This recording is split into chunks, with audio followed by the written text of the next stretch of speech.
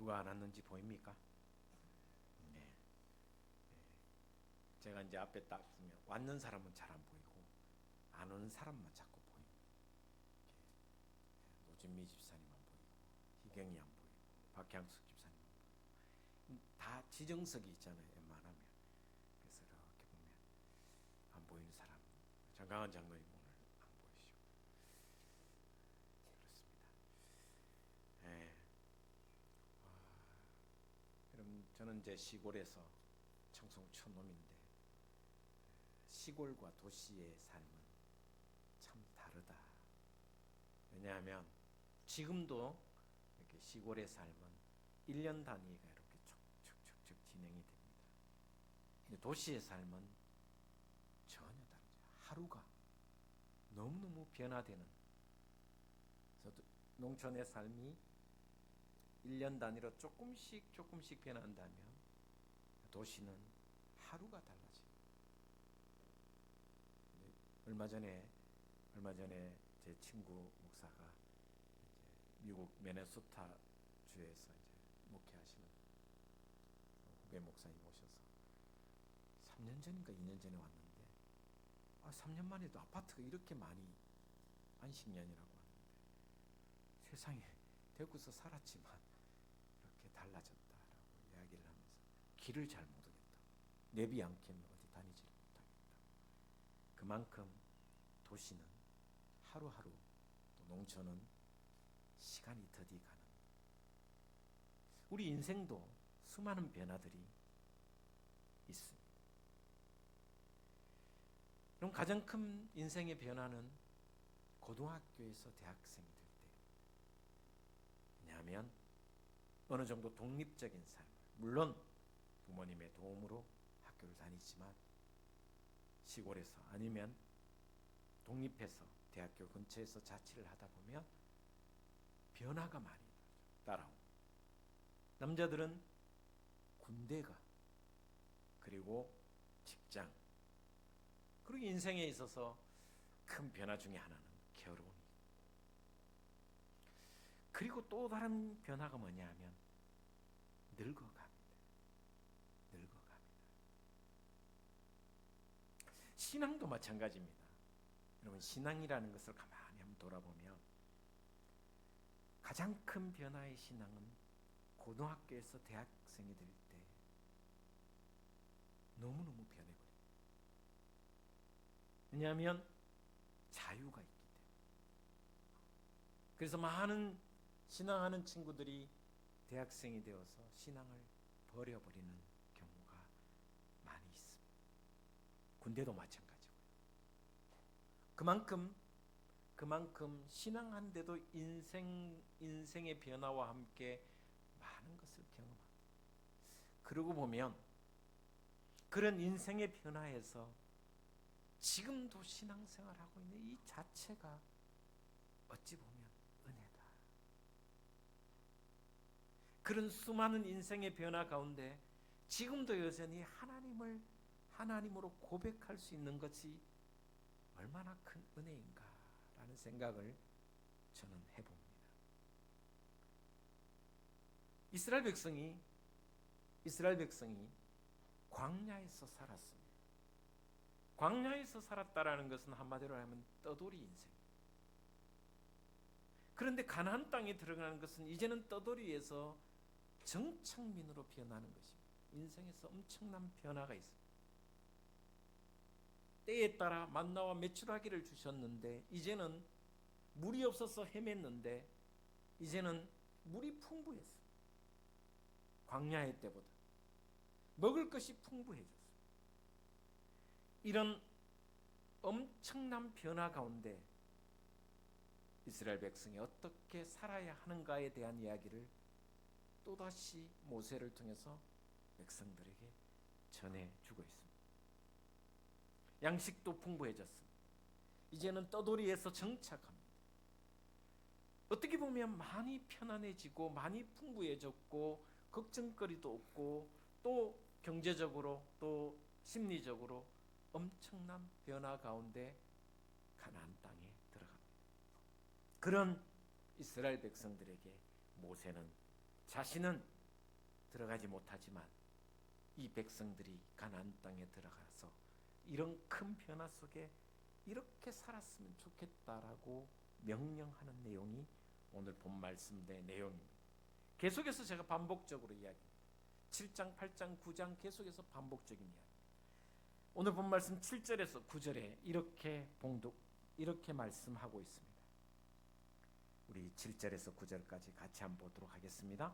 내 하나님 여호와께서 너를 아름다운 땅에 이르게 하시나니 그곳은 골짜기든지 산지든지 시내와 분천과 샘이 흐르고 밀과 보리의 소산지요 포도와 무화과와 석류와 감람나무와 꿀의 소산지라. 네가 먹을 것에 모자람이 없고 네게 아무 부족함이 없는 땅이며 그 땅의 돌은 철이요 산에서는 동을 캘 것이라.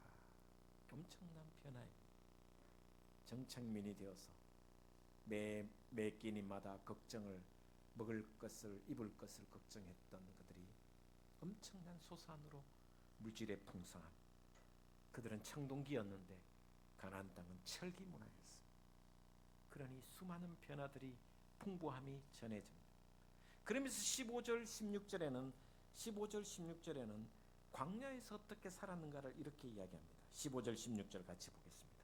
너를 인도하여 그 광대하고 위험한 광야 곧 불뱀과 정갈이 있고 물이 없는 건조한 땅을 지나게 하셨으며 또 너를 위하여 단단한 반석에서 물을 내셨으며 내 조상들도 알지 못하던 만나를 광야에서 내게 먹이셨나니 이는 다 너를 낮추시며 너를 시험하사 마침내 내게 복을 주려 하심이었더라.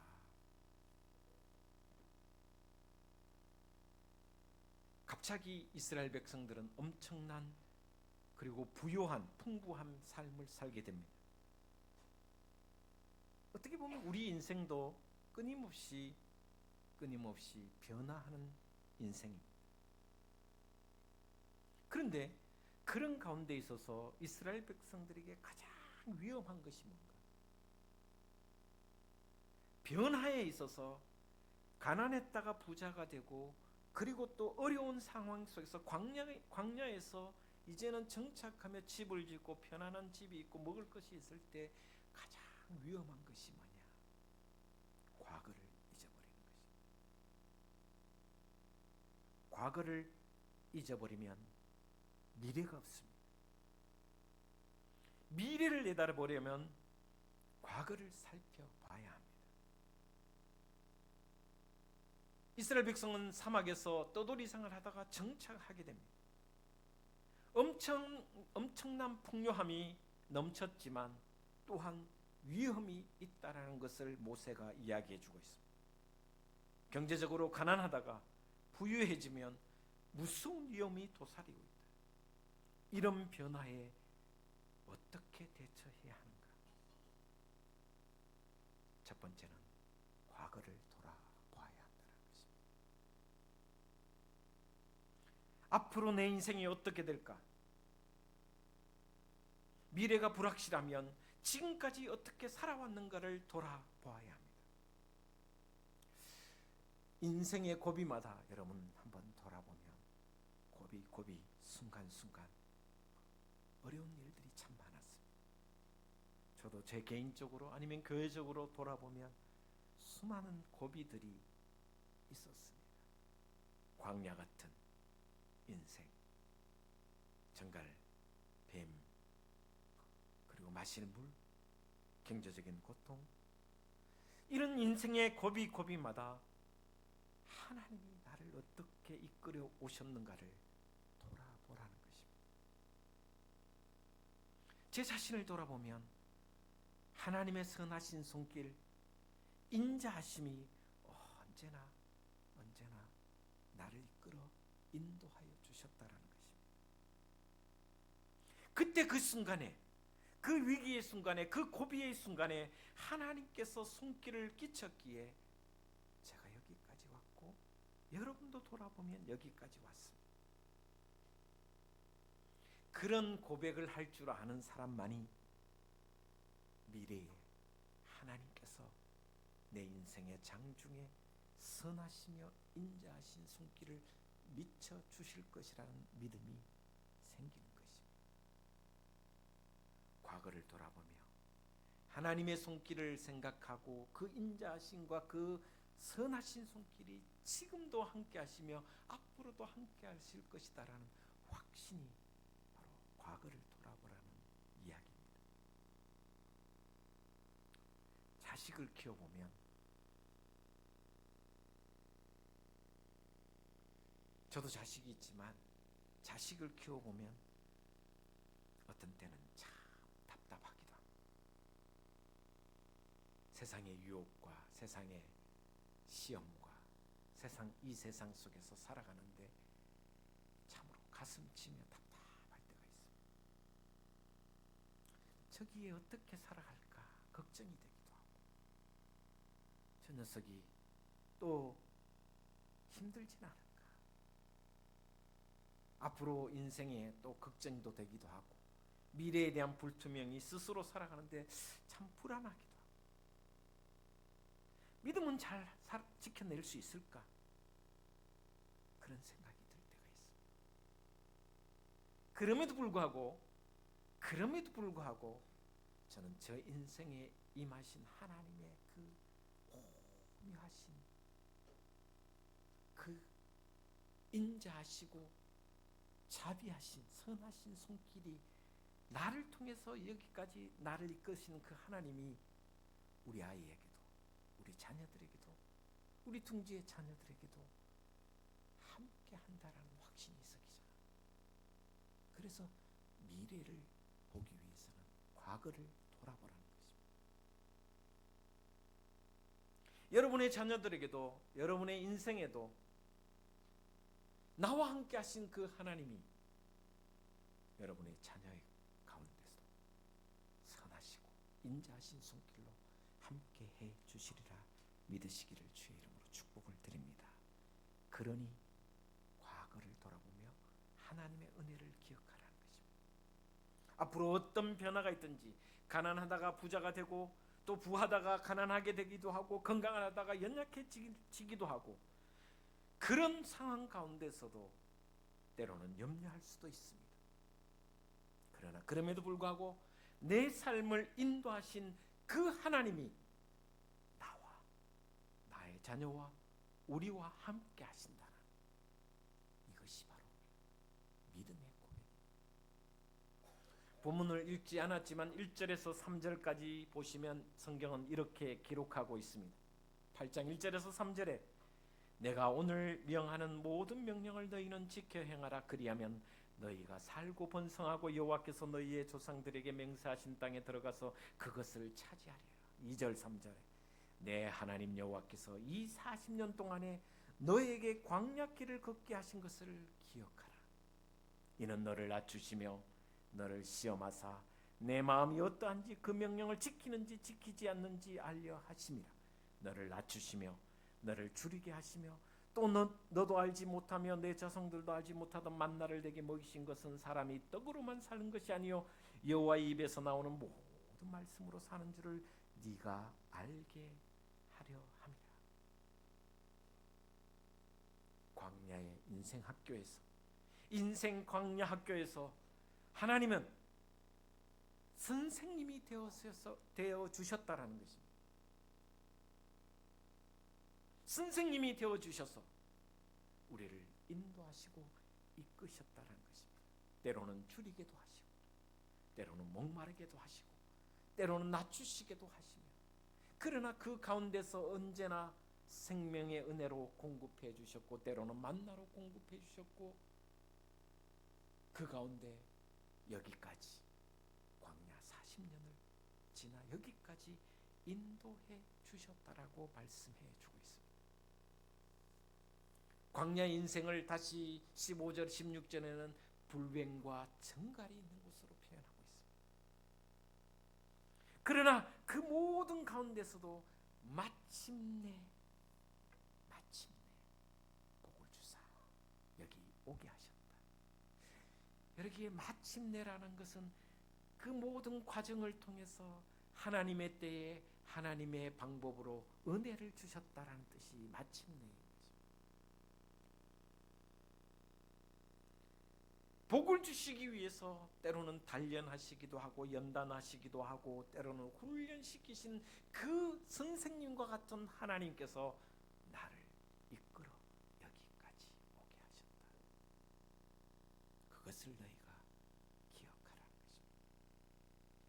그 하나님이 지금 나와 여러분 가운데 임하고 계시며 인도하신다는 것입니다. 때로는 낮추게도 하시고 줄이게도 하시고 때로는 만나로 먹이게도 하신 것은 사람이 떡으로만 살 것이 아니요 여호와의 입에서 나오는 모든 말씀으로 사는 것을 가르치기 위함이다. 이런 교훈을 깨달아야 어떤 변화에도 믿음을 지킬 수 있다라는 것입니다. 사람이 떡으로만 사는 것이 아니야. 떡은 생명이죠. 떡은 생명입니다. 그러나 떡은 생명이지만 떡으로만 사는 것이 아니다. 지난 인생을 돌아보면 1절을 다시 한번 보면 이렇게 이야기합니다. 내가 오늘 명하는 모든 명령을 너희는 지켜 행하라. 그리하면 너희가 살고 번성하고. 여기에 산다라는 것은 그저 생명을 뜻하는 것이 아닙니다. 참 생명을 얻고 누리며 살아간다라는 것을 이야기하고 있습니다. 생존이 이야기하는 것이 아닙니다. 인생의 광야에서 우리를 연단하게 하신 하나님이 이 모든 것을 통하여 어떤 형편에서도 가나안 복지에서 살게 되어도 우리 삶이 하나님의 백성으로 살 수 있도록 하신 교훈을 잊지 말아야 된다. 그래서 떡으로만 살 것이 아니라 하나님 주신 말씀으로 광야에서 훈련시킨 줄이게도 하고 목마르게도 하고 또 낮추시게도 하고 때로는 불뱀의 시험과 그 수많은 과정 통해서 주신 메시지가 뭐냐? 사람이 떡으로만 사는 것이 아니라 하나님 주신 말씀으로 살아야 된다. 그 은혜를 기억하라는 것입니다. 이 말씀의 깨달음이 있으면 미래가 아무리 불투명하고 두려움이 앞설지라도 하나님이 함께 하시고 지난 시간 속에서 역사하신 그 하나님이 지금도 앞으로도 영원토록 너희와 함께 하실 것이다라는 것입니다. 지금 광야 학교를 거쳐가고 있습니까? 여러분의 인생이 광야 학교입니까? 이 모든 것을 통하여 낮추게도 하시고 줄이게도 하시고 고통스러운 과정을 겪지만 반드시 마침내 네가 살고 복을 얻을 것이고 그 땅을 차지할 것이다라는 약속을 우리에게 허락해 주시는 줄 믿으시기를 바랍니다. 그 교훈으로 미래를 살아가는 오늘을 살아가는 저와 여러분 되시기를 주의 이름으로 축복을 드립니다. 두 번째 생각해 볼 말씀입니다. 하나님은 우리의 아버지다. 그러니 순종해야 한다. 4절에서 6절의 말씀에 이렇게 이야기합니다. 4절에서 6절 말씀 제가 봉독합니다. 이 40년 동안에 너의 의복이 휘어지지 아니하였고 내 발이 부르트지 아니하였느니라. 너는 사람이 그 아들을 징계함 같이 내 하나님 여호와께서 너를 징계하시는 줄 마음에 생각하고 네 하나님 여호와의 명령을 지켜 그의 길을 따라가며 그를 경외할지니라. 아무리 좋은 가나안 땅이라도 하나님께서 광야에서 의복이 휘어지지 아니하였고 발이 부르트지 않도록 하셨다. 그러니 너희는 가나안 땅에 들어가서 아무리 좋은 것이 주어질지라도 하나님 말씀에 순종하는 것이 당연하다.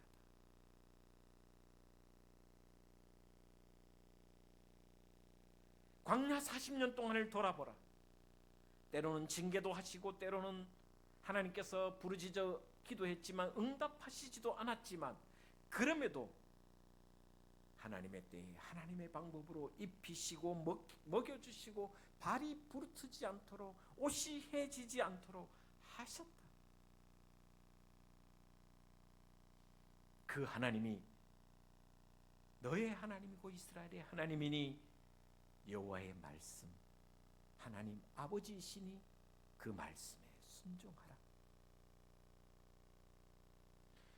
앞으로 너희가 가나안 땅에 들어가면 수많은 변화가 있을 것인데 어떤 변화 속에서도 하나님이 나의 아버지 되시니 순종해야 될 의무와 책임이 있다라고 말씀해 주고 있습니다.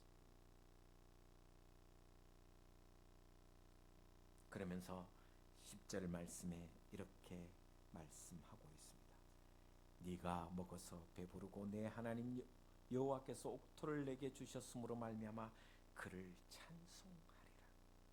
17절에서 18절 그러나 네가 마음에 이르기를 내 능력과 내 손의 힘으로 내가 이 재물을 얻었다 말할 것이라.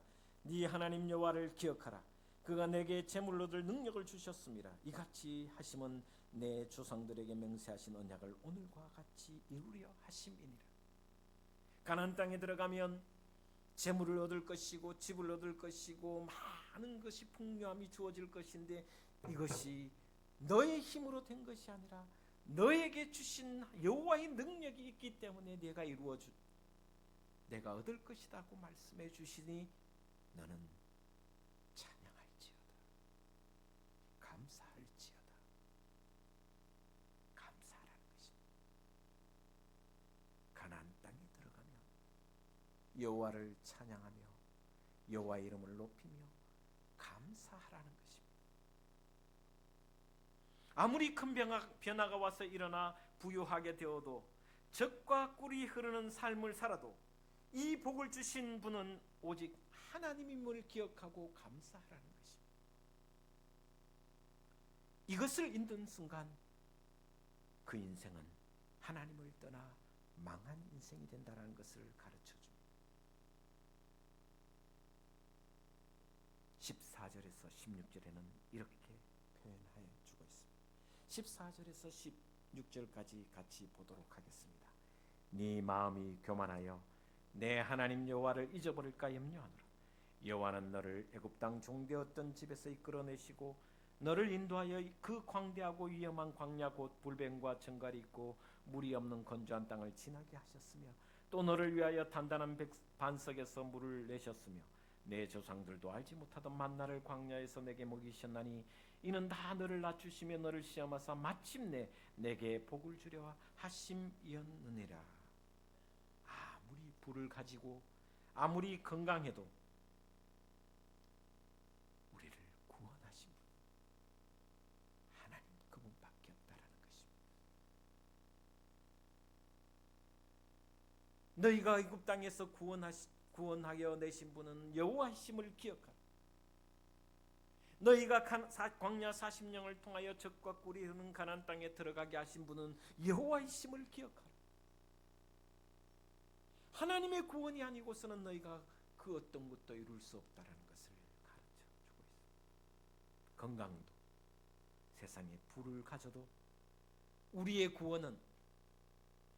구원하심은 오직 여호와 하나님 그분만이라는 것을 잊지 말아라고 명령하고 있습니다. 마지막에 19절 20절에는 이렇게 말씀하고 있습니다. 같이 보겠습니다. 네가 만일 내 하나님 여호와를 잊어버리고 다른 신들을 따라 그들을 섬기며 그들에게 절하면 내가 너희에게 증거하노니 너희가 반드시 멸망할 것이라. 여호와께서 너희 앞에서 멸망시킨 민족들 같이 너희도 멸망하리니 이는 너희가 너희의 하나님 여호와의 소리를 청종하지 아니함이니라. 여호와를 공경하고 여호와를 예배하라는 것입니다. 하나님은 우리가 공경해야 되고 예배해야 할 주권자라는 것을 이야기합니다. 가나안에서 부유하게 되어도 천막에서 정착민으로 살아가게 되어도 정갈이 많은 사막에서 아름다운 땅이 되어 엄청난 변화가 일어나도 하나님을 공경하며 다른 신을 내 앞에 두지 말라고 말씀해 주고 있습니다. 오늘 말씀을 정리해 보면 이렇습니다. 인생의 광야에서 선생님이 되어주신 하나님을 기억하라. 미래에 어떤 변화가 일어나도 40년 동안 지켜주신 그 하나님이 때로는 낮추시기도 하고 줄이기도 하고, 그러나 때마다 일마다 역사하신 하나님을 기억하라. 그리고 하나님은 우리의 아버지이시니 그 말씀에 청종하고 순종하라. 또한 하나님은 우리에게 복을 주신 분이니 감사하고 찬양하라.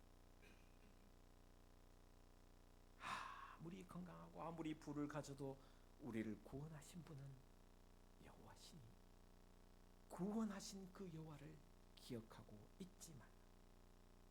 하나님은 우리가 공경해야 되며 우리가 예비해야 될 분이시니 다른 신을 내게 두지 말라. 이 믿음으로 살아가 어떤 변화 속에서도 하나님의 은혜 가운데 살아가는 저와 여러분 되시기를 주 예수 그리스도 이름으로 축원을 드립니다. 기도하겠습니다.